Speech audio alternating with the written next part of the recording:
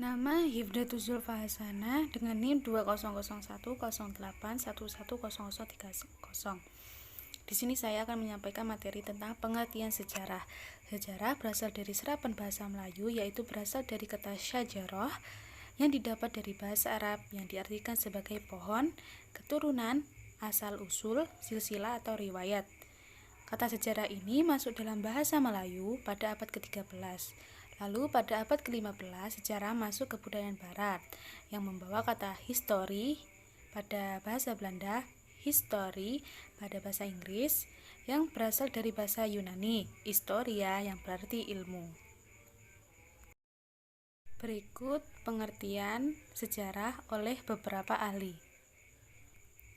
Menurut Rohiyati Wiryatmaja, sejarah merupakan disiplin ilmu yang menjanjikan etika, moral, kebijaksanaan, nilai-nilai spiritual, dan kultural karena kajiannya yang bersifat memberikan pedoman kepada keseimbangan hidup, harmoni dalam nilai-nilai, keteladanan dalam keberhasilan dan kegagalan, dan cerminan pengalaman kolektif yang dapat menjadi kompas untuk kehidupan masa depan.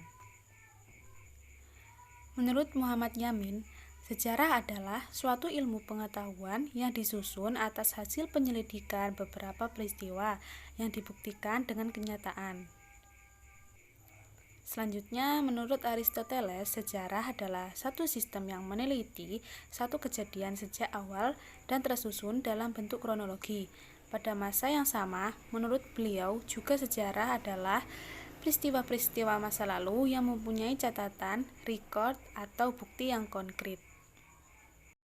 Selanjutnya, pengertian ilmu.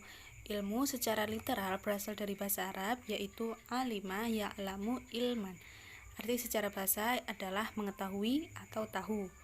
Orang yang memiliki ilmu disebut alim. Dalam bahasa Indonesia juga dikenal dengan istilah sains.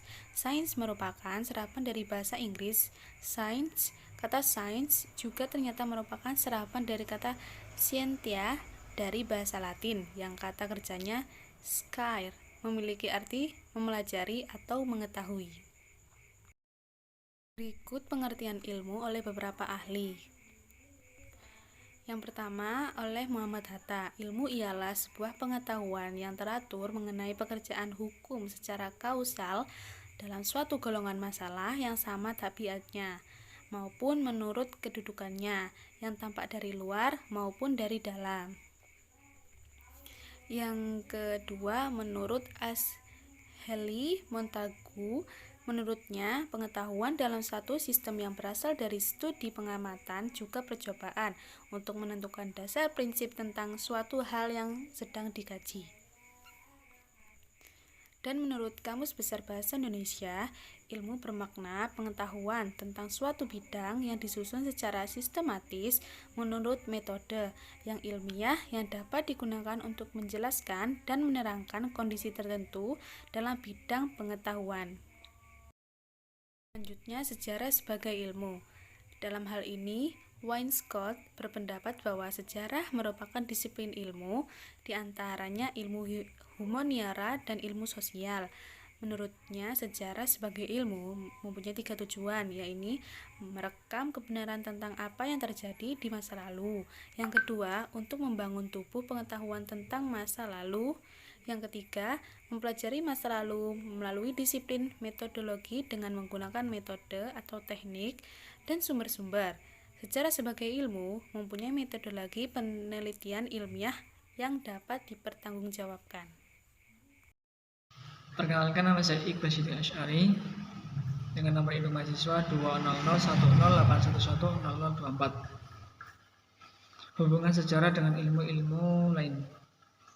Yang pertama yaitu hubungan sejarah dengan ilmu sosial.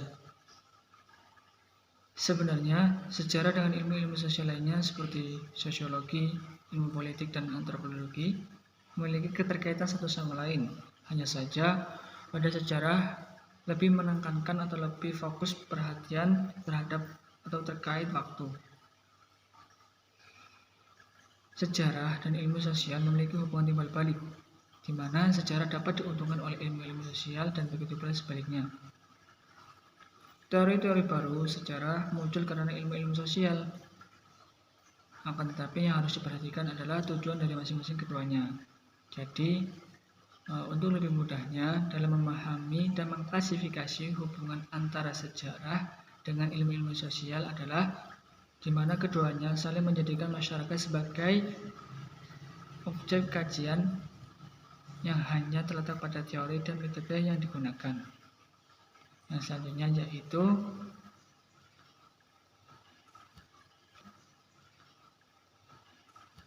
kegunaan sejarah dalam ilmu-ilmu sosial. Yang pertama yaitu sejarah dapat digunakan sebagai kritik generalisasi ilmu-ilmu sosial. Ilmu sosial dalam melakukan penelitian tentang suatu masyarakat berusaha untuk merumuskan suatu generalisasi atau teori. Sebagai contoh, Hirsch dalam melakukan penelitian di Mojokerto, beliau berhasil merumuskan suatu generalisasi atau teori tipologi santri, abangan, dan priai, di mana tipologi santri, abangan, dan priai tadi mendapat kritikan keras atau kritikan tajam dari beberapa sarjana seperti Zaini Mukhtaram yang melihat tipologi itu. Kegunaan yang kedua yaitu permasalahan dalam sejarah dapat menjadi permasalahan-permasalahan dalam ilmu sosial. Seperti yang diketahui, materi dari tanam paksa sudah banyak dikaji oleh beberapa pakar ilmu-ilmu sosial seperti Sucito Sosrodihardjo. Beliau menulis tentang struktur masyarakat Jawa. Yang kedua yaitu Lukman Sutisno. Beliau menulis perubahan pedesaan. Dan dalam realitanya keduanya termasuk sosiologi. Dan yang kegunaan yang ketiga yaitu pendekatan sejarah yang sifatnya memanjang dalam waktu atau diakronis, sehingga menambah dimensi baru terhadap ilmu sosial yang sinkronis. Seperti contoh, dua buku Clifford Chris adalah suatu contoh penggunaan pendekatan sejarah untuk ilmu-ilmu sosial lain, seperti yaitu antropologi. Bukunya yaitu yang pertama The Process of Ecological Change in Indonesia, dan yang kedua yaitu The Social History of an Indonesia Town. Yang pada intinya kedua buku itu menjadi contoh bagaimana sejarah yang menekankan proses dapat membantu ilmu-ilmu sosial yang menekankan terhadap struktur, yaitu macam-macam pengaruh atau manfaat ilmu-ilmu sosial bagi sejarah. Yang pertama, konsep. Dari segi konsep, gagasan atau ide memiliki manfaat yang besar bagi sejarawan, yakni sejarawan dapat memperkaya pandangannya dalam menganalisis suatu masalah. Yang kedua yaitu teori. Dalam segi teori, yang berarti kaidah yang mendasari suatu gejala dan masyarakat. Misalnya teori Karl Marx. Teori ini merupakan salah satu contoh dari teori dalam ilmu sosial yang sering digunakan oleh ilmuwan sejarawan. Yang ketiga yaitu permasalahan. Dari segi permasalahan, sejarah banyak juga mengangkat topik-topik sosial, yang diantaranya yaitu mobilitas sosial, kriminalitas, migrasi, gerakan petani, budaya istana, dan masih banyak lainnya. Yang keempat yaitu pendekatan. Dari segi pendekatan, sejarah atau tulisan sejarah yang melibatkan suatu gejala sejarah dengan jangka yang relatif panjang, tentu penggunaan pendekatan yang bisa digunakan, seperti melibatkan aspek ekonomi masyarakat, budaya, politik, dan sebagainya. Yang selanjutnya yaitu hubungan sejarah dengan geografi. Peristiwa sejarah memiliki sebuah ruang lingkup ruang dan waktu. Di dalam konteks ruang dimensi geografi tentu sangat penting. Bahkan dalam konteks perluasan suatu wilayah atau kekuasaan dan penyebaran wilayah kekuasaan, atau penyebaran suatu budaya dan kepercayaan agama tidak akan atau tidak mungkin dapat dijelaskan dengan baik apabila tidak mengetahui geografinya. Hubungan sejarah dengan ilmu politik. Ilmu politik adalah ilmu bantu yang berguna untuk sejarah, ideologi, teknologi, militer, individu, seks, institusi, agama, mitos, ekonomi, budaya, etnisitas, ras, umur, dan golongan sebagai kekuatan dalam sejarah. Sejak dahulu, kedua ilmu ini merupakan dua bidang kajian yang penting kontribusinya dan saling mempengaruhi. Sejarah banyak menyumbangkan fakta-fakta masa lampau untuk diolah dalam ilmu politik lebih lanjut. Perbedaan antara ahli sejarah dengan politik.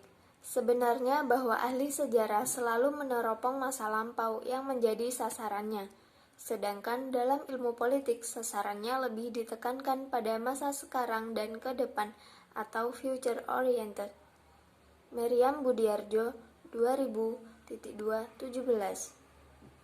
Sejarah sangat membantu perkembangan ilmu politik. Sejarah juga turut mengembangkan kajian ilmu politik, baik dari segi pencarian konsepsi fundamental maupun penelusuran titik-titik penemuan data dan fakta dari masa-masa sebelumnya. Hubungan sejarah dengan ekonomi Islam. Secara etimologis, ekonomi berasal dari bahasa Yunani, yaitu oikos dan nomos. Oikos berarti rumah tangga, dan nomos berarti aturan. Jadi dengan demikian, oikos nomos berarti tata aturan rumah tangga.